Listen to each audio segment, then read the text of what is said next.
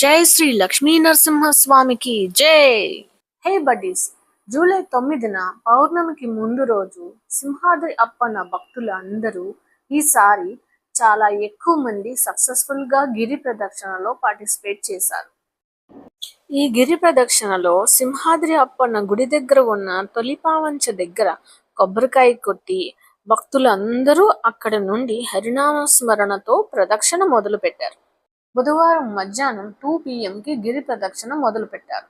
తొలి పావంచ పాత అడివరం నుండి pineapple colony, Mudasarlova, Hanumanthavaka, Visalakshi Nagar, Jodugullapalem, Appughar MVP colony, Venkojipalem, Isukathota HB colony, Seethammadhara, Kancharapalem, Madhavadhara, Muralinagar, Gopalapatnam bunk, పాత గోశాల మీదుగా టోటల్ 32 కిలోమీటర్స్ కాలినడకన తిరిగి తొలిపావంచ దగ్గర మళ్లీ కొబ్బరికాయ కొట్టి గిరి ప్రదక్షిణ పూర్తి చేస్తారు.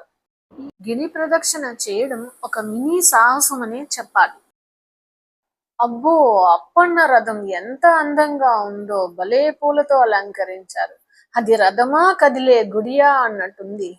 చిన్న పిల్లలు, టీనేజర్స్, యంగ్స్టర్స్, మిడిల్ ఏజ్ మరియు ఓల్డ్ ఏజ్ వాళ్ళు అందరూ పార్టిసిపేట్ చేశారు.